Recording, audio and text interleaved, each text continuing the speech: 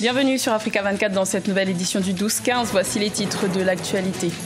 L'opposant congolais Félix Tshisekedi remporte l'élection présidentielle du 30 décembre 2018.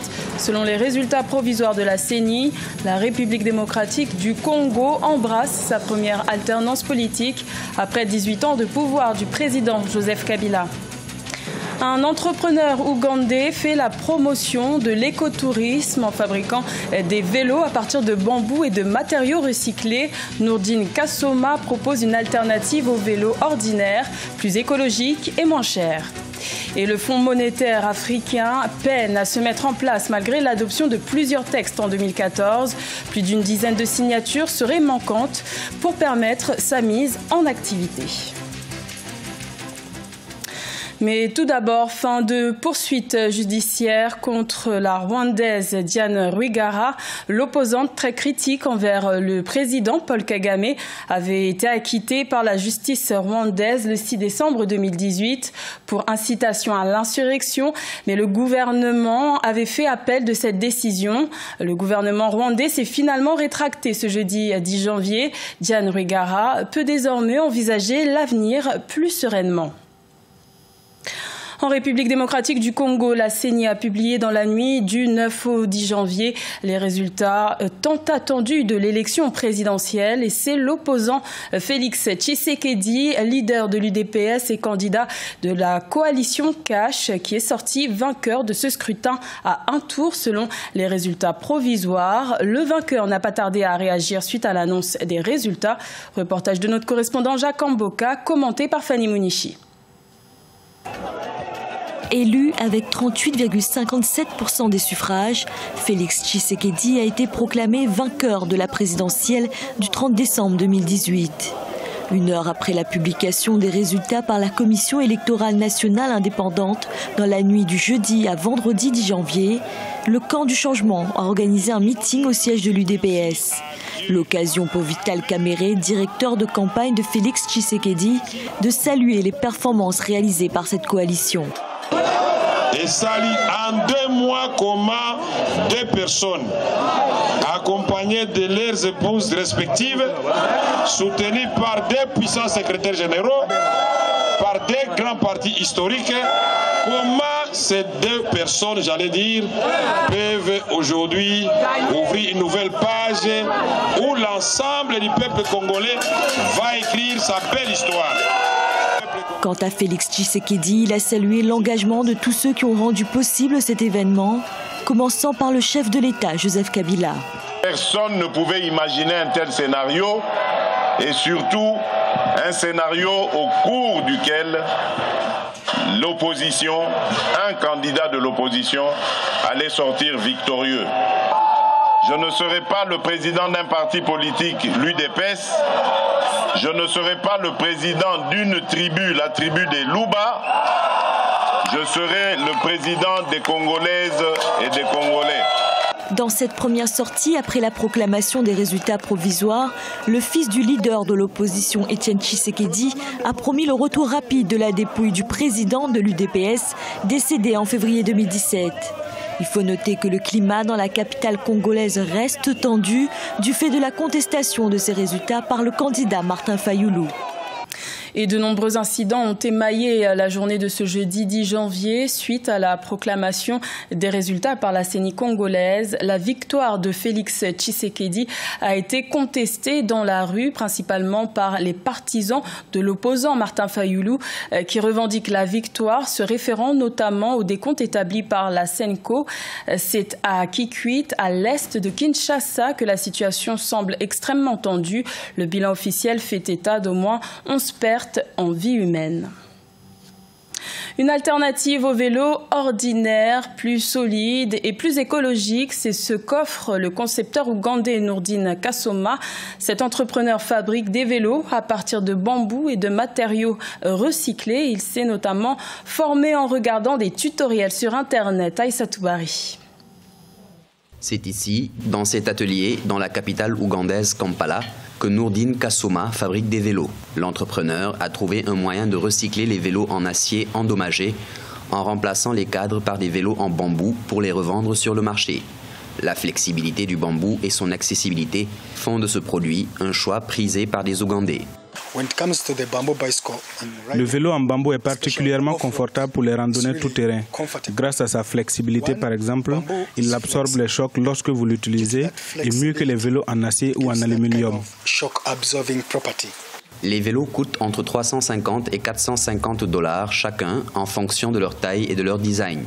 Ils sont principalement vendus en Ouganda, dans certaines régions de l'Afrique de l'Est, en Europe et en Amérique. Aujourd'hui, l'entreprise emploie environ 20 personnes. Nous avons différents types de vélos de différentes tailles. Nous fabriquons par exemple des vélos de montagne, des vélos de ville, des vélos de voyage, puis nous avons également aussi des vélos de route, des vélos de course. À travers son entreprise, Nourdine veut promouvoir l'écotourisme dans son pays, qui est déjà une destination touristique populaire en Afrique, dotée de parcs à gibier et d'autres attractions. Il envisage également d'agrandir son atelier pour produire plus et transmettre son savoir-faire à la jeune génération. Le Fonds monétaire africain, dont les premiers travaux ont débuté en 2009, sont toujours attendus. Le projet peine à décoller malgré l'adoption de plusieurs textes en 2014. Pourtant, selon les experts, ce fonds devrait aider à l'autonomisation du continent africain sur le plan économique et financier. Mais quelles sont les raisons de ce retard? Élément de réponse avec Corinne Kamsefem. 4 années après l'adoption de ces statuts, le Fonds monétaire africain se fait toujours attendre. L'institution, pensée depuis l'époque des pères fondateurs de l'Union africaine, a pour vocation de contribuer à la stabilité économique et à la gestion des crises financières en Afrique. Cependant, depuis 2014, 15 signatures minimum restent toujours attendues pour sa mise en activité. Les pays africains n'ont pas les moyens nécessaires pour être en mesure de se mettre en place avec cette institution. C'est la raison pour laquelle, du point de vue administratif, la plupart des pays n'ont même pas ratifié. Il n'y a pas un seul pays qui a ratifié les textes du Fonds monétaire africain. Deuxième chose, les pays africains ne sont pas encore prêts à une gestion transparente avec une surveillance des pairs et qui garantisse une efficacité au-delà de l'influence individuelle. Pour les experts, outre son apport sur le développement du commerce intra-africain, le Fonds monétaire africain pourrait surtout favoriser l'institution d'une monnaie unique en vue d'une meilleure intégration économique régionale, paralysée pour l'heure par l'existence d'une multitude de monnaies. Il est évident que les orientations stratégiques africaines en matière économique sont pilotées par la pensée occidentale. Les Africains veulent s'en affranchir, ils veulent être en mesure de se donner des outils qui leur permettent d'avancer au rythme qu'ils choisissent. La création du Fonds monétaire africain est associée à celle de la Banque centrale africaine à Abuja au Nigeria et de la Banque africaine de l'investissement à Tripoli en Libye. Des institutions qui tardent également à voir le jour. Cependant, avec la mise en œuvre de la zone de libre-échange en 2018, la nécessité d'un fonds monétaire africain s'impose davantage pour booster les échanges intra-africains, estimés aujourd'hui à seulement 16%. Également dans l'actualité, la situation de la ville d'Agadez au nord du Niger inquiète les pays situés aux alentours. En effet, depuis quelques mois, la ville accueille un camp de réfugiés candidats à l'exil vers l'Europe en collaboration avec les dirigeants européens pour éviter les traversées périlleuses. Mais la remontée massive des migrants africains rend les responsables d'Agadez débordés. Selon eux, la ville ne pourra plus contenir ces importants flux migratoires dans les prochaines semaines. Il était l'un des grands favoris pour remporter le Ballon d'Or africain en 2018. L'international égyptien Mohamed Salah a été primé meilleur joueur africain pour la deuxième année consécutive. C'était le 8 janvier à Dakar au Sénégal, lors de la cérémonie annuelle des récompenses de la Confédération africaine de football. El Hadj Djaï et Marcel Farba Maroun. L'Égyptien Mohamed Salah, élu meilleur joueur africain de l'année pour la deuxième fois consécutive. Il remporte le Ballon d'Or de la Confédération africaine de football ce mardi 8 janvier à Dakar.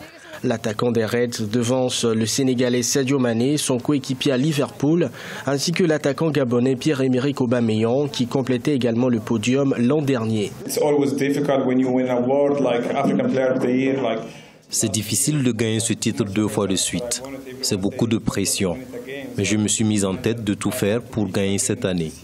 Je suis très fier d'y être parvenu et je continuerai de travailler dur pour remporter le titre l'année prochaine.